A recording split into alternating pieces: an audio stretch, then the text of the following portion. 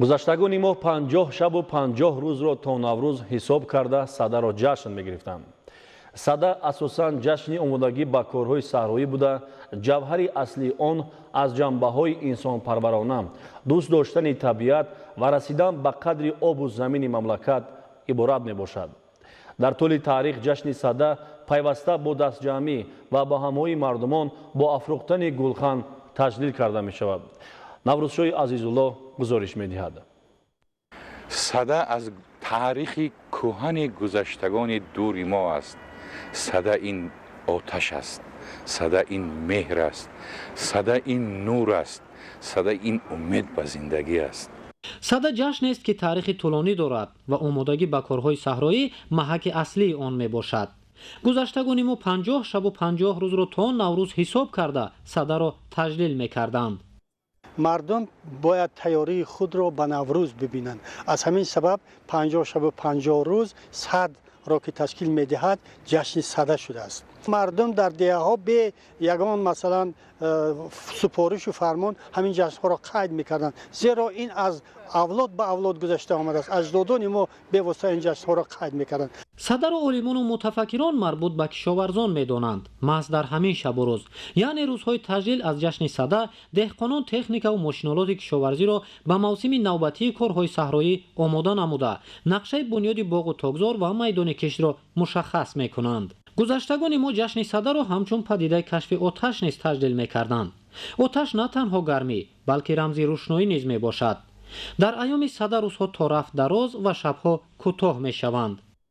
асоси ҷашни сада ин афрӯхтани гулхани хурду калон ва дар гирди он ҷамъ омадани мардум ки бо оростани хони ҷашнӣ рақсу суруд мехонанд, онро самимона пешвоз мегиранд ва бо оғози корҳои мавсимии деҳқонон ҳусни оғоз мебахшанд.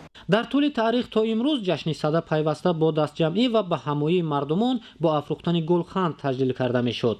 истиқлолияти давлатӣ ва таваҷҷӯҳи хосаи президенти ҷумҳурии тоҷикистон пешвои миллат муҳтарам Эмомалӣ Раҳмон барои эҳёи дубораи ҷашнҳои аҷдодӣ имкон фароҳам овард.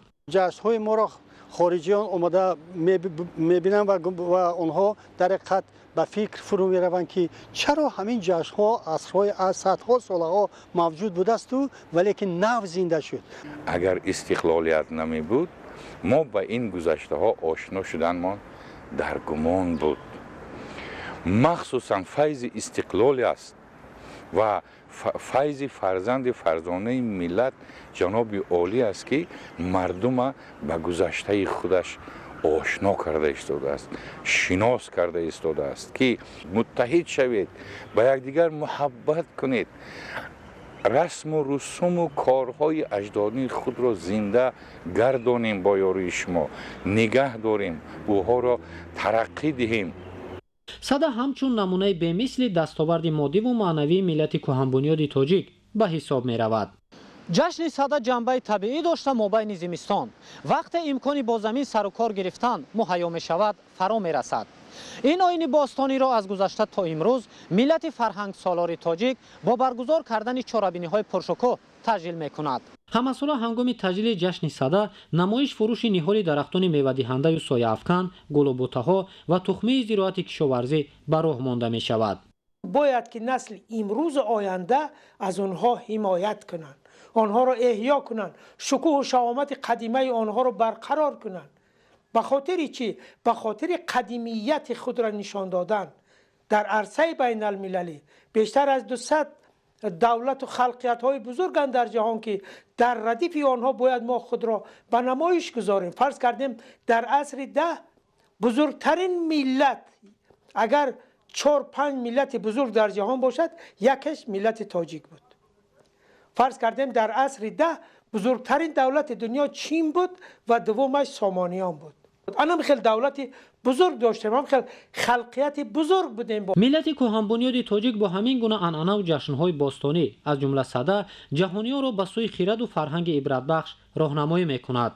ҷавҳари аслии сада аз ҷанбаҳои инсонпарварона, дӯст доштани табиат ва расидан ба қадри обу замини диёр иборат мебошад. наврӯзшоҳи азизулло, Шоҳини Абдуалим, Маҳмадсаиди Камол, барномаи ахбор.